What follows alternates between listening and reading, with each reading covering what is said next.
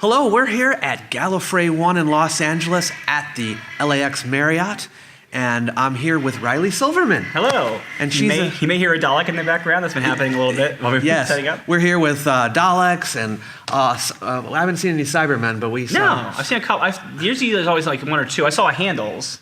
Yes. Yeah, and Nolan is a Dobros here, and I haven't seen him this year. Did you see the robot from Robots of Death? No. Really good. I didn't see that.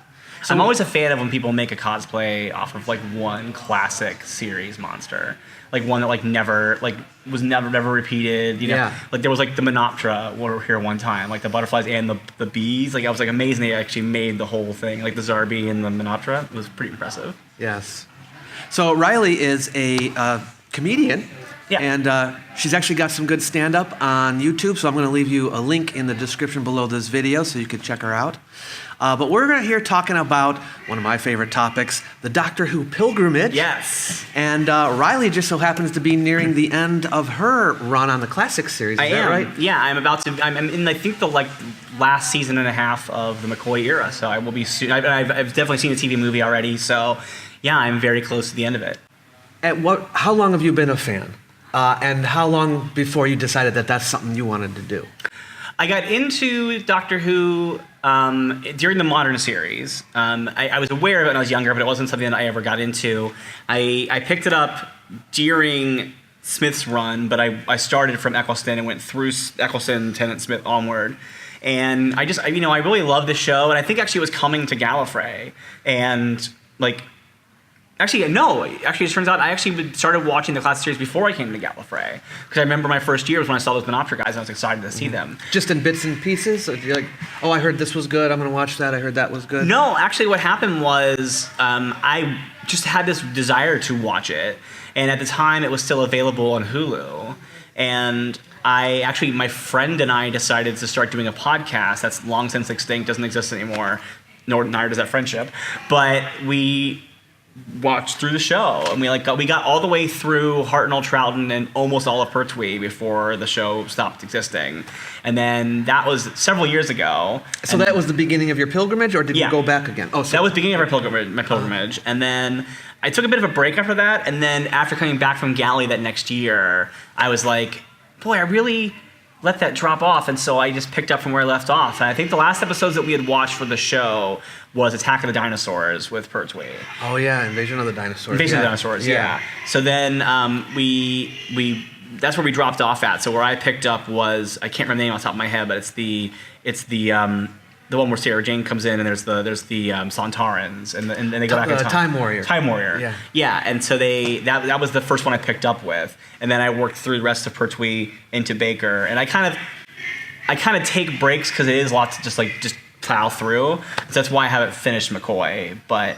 Yeah, so since then, I think and then what happened last year was that I had surgery, and I had a lot of downtime while I was recovering from my surgery. So that's when I invested in the BritBox subscription on Amazon, and BritBox is great, everybody. Love BritBox. And actually, the bummer is that since I've gotten past this point, they've now gone back and added some of the Dalek episodes they didn't have rights to before, but I'd had to hunt them down and find reconstructions and other sources. Did you watch the recons when you did the Hartnell and Troughton? I did some of them, not all of them. Okay. If I could find ones that were reconstructed enough to where I could definitely make out the narrative in some way, I would watch them.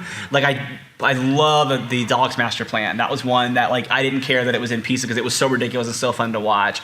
And there was one, I think the Abominable Snowman was one that I found Actually, that one was a weird reconstruction because they had some sort of audiobook version of it that Fraser Hines was narrating. Mm-hmm. And so all the stills had Fraser Hines reading scene descriptions and stuff like that, which was really easy. It made it really easy to watch it. Yeah.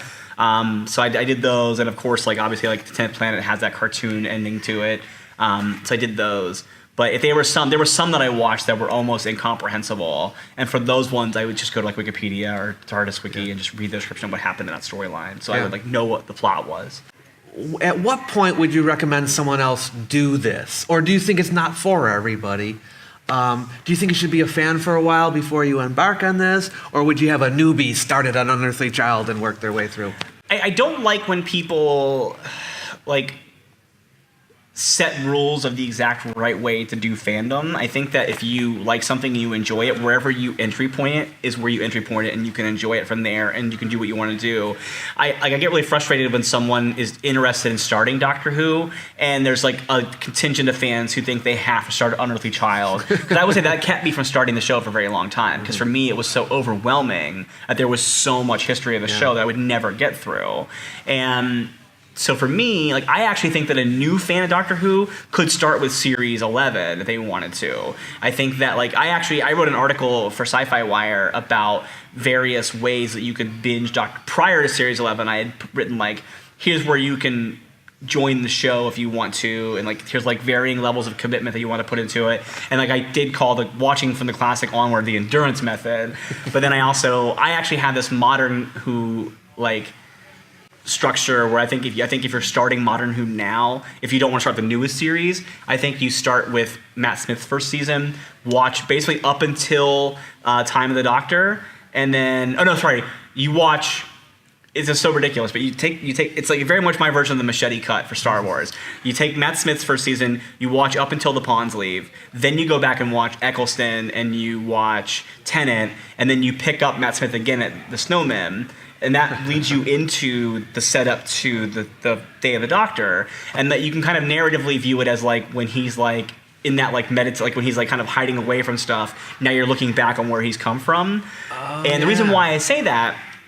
I know this is more Modern Who, so I'll move back to classic in a second. The reason why I say that to people is because I think that in 2019 onward, watching 2005 era special effects and budgets can put people off. Whereas I think that if you start with like the Moffat era budgets and work your way back, by the time you come back to Eccleston, you're so charmed by the show that like the budgets like welcome you in. And I think that's the same thing with classic Who. I think that like if once you've like fallen in love with the show, whatever era you come into it with, it's just one of those things where like once you're like, oh, I wish there was more show. Like right now, if you're a modern fan and you're like really upset about the fact that there's not going to be any new Doctor Who in 2019, this is a great time to start a pilgrimage. Yeah, it's like it gives you Doctor Who in your life, and it gives you a way to get through it and have the connection to the Doctor while you wait for more news stories.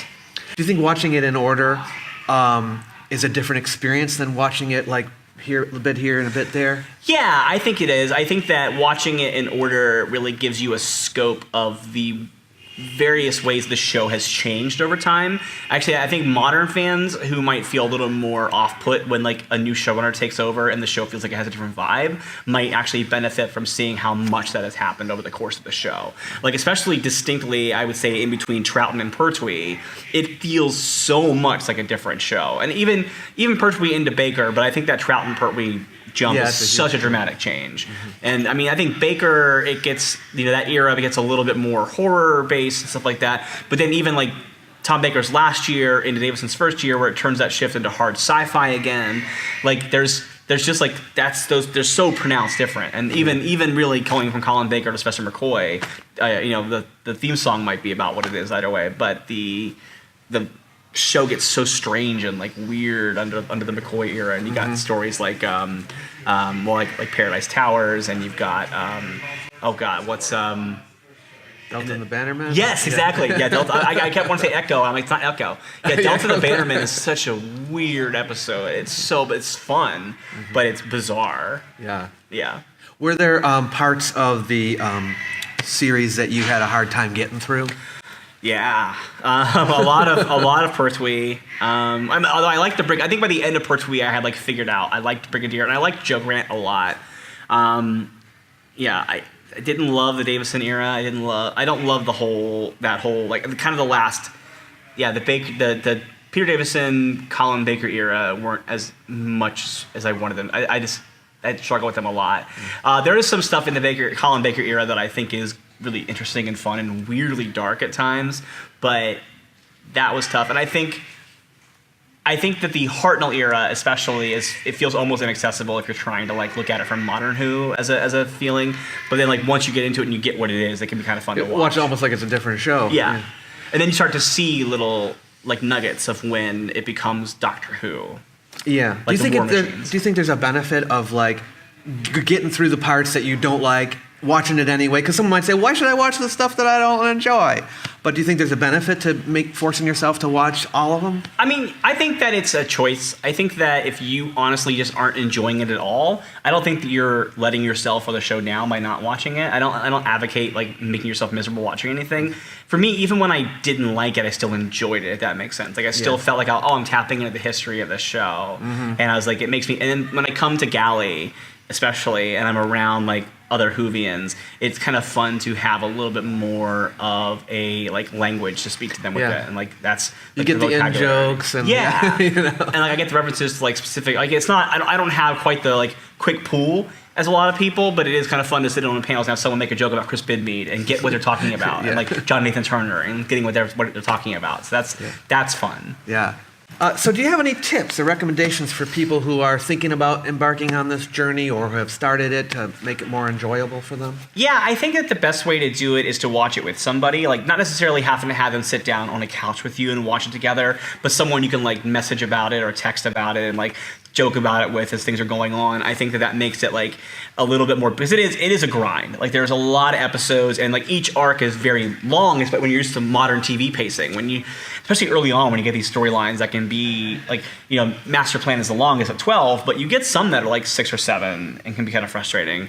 But I think that's part of why the Twitch marathon was so popular, because even people who have a history with the show and grew up with it and have been connected to it for a long time really enjoyed being in that Twitch chat and watching a younger generation respond to it for the first time, and it was like a delight to it. Yeah. All right. Well, thank you very much, Riley. Thanks for having me. Yes. And the convention's winding up, but we're gonna enjoy the closing ceremonies, and we'll meet you on the other side. Yeah.